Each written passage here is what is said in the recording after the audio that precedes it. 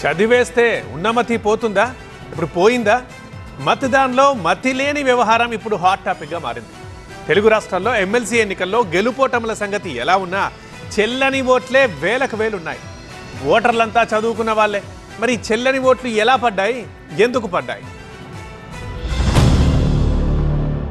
ఈ గట్టును 3, ఆ గట్టును 3, టోటల్గా 2 తెలుగు రాష్ట్రాల్లో 6 ఎమ్మెల్సీ స్థానాలకు ఎన్నికలు జరిగాయి. ఓటర్లంతా చదువుకున్న పట్టభద్రులే.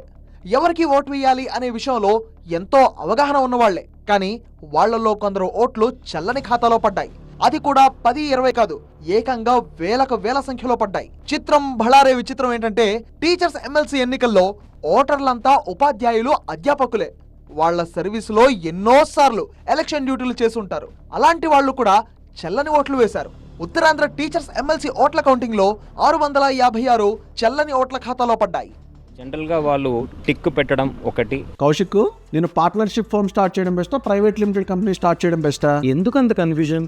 ఎక్స్పర్ట్ తో మాట్లాడు. ఎక్స్పర్టా? ఎలా? బాస్ వాలా బీ ద బాస్. ఒకటే ప్రిఫరెన్స్ ఇద్దరికి ముగ్గురికి పెట్టడం, ప్రిఫరెన్స్ సరిగా మార్క్ చేయకపోవడం, కొన్ని సందర్భాల్లో వాళ్ళు రోమన్ న్యూమరల్ కానీ నంబర్ కానీ వేయకుండా పూర్తిగా వర్డ్స్లో రాయడం, ఇలాంటి కారణాల వల్ల మెజారిటీగా మనము రిజెక్ట్ చేయడం జరిగింది. ఇక గుంటూరు, కృష్ణా జిల్లాల పట్టభద్రుల కూటమి అభ్యర్థి ఆలపాటి రాజేంద్ర ప్రసాద్ కు భారీ మెజార్టీతో పట్టం కట్టారు. 8వ రౌండ్ ముగిసేసరికి ఆలపాటికి 134,970 ఓట్లు పోలైతే 2వ స్థానానికి పరిమితమైన లక్ష్మణ్ రావుకు 58,000 పైచులకు ఓట్లు పడ్డాయి. మిగతా 23 మందికి పడ్డ ఓట్ల సంఖ్య 100ల్లో అంతకన్నా తక్కువే ఉంది. కానీ ఇక్కడ 3వ స్థానంలో నిలిచింది చెల్లని ఓట్లే.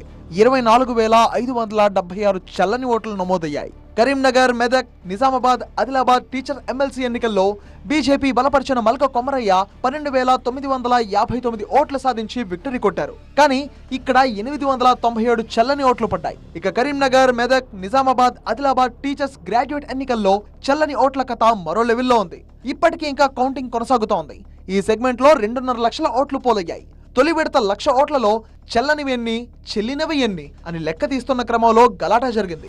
మొత్తానికి చెల్లే ఓట్లు 92,000 ఓట్లు అని, చెల్లని ఓట్లు 8,000 లెక్క తేల్చింది. ఇది 1,00,000 ఓట్లకే. ఇంకా మిగతా 1,50,000లో చెల్లని ఓట్లేసిన మహానుభావులు ఎందరో. వరంగల్, ఖమ్మం, నల్గొండ టీచర్స్ ఎమ్మెల్సీగా శ్రీపాల్ రెడ్డి 2వ ప్రాధాన్యత ఓట్లతో గెలుపొందారు. అయితే ఇక్కడ కూడా ఓట్ల లెక్కింపులో చెల్లని ఓట్లు చమక్నిచ్చాయి. 494 మంది చెల్లని ఓట్లు వేశారు. అయితే ఓటర్లంతా ఉపాధ్యాయులు, పట్టభద్రులై ఉండి ఈ చెల్లని ఓట్లు పడ్డమా? ఎందుకలా? కావాలనే చెల్లని ఓటు వేశారా? లేదంటే వాళ్లకు ఓటు ఎలా వేయాలో తెలీదా? వేలకు వేల ఓట్లు చెల్లని ఖాతాలో పడ్డాయంటే కారణం ఓటింగ్ పై వాళ్ల నిర్లక్ష్యమా? ఓటింగ్ సరళిపై అవగాహన కల్పించడంలో ఈసీ వైఫల్యమా?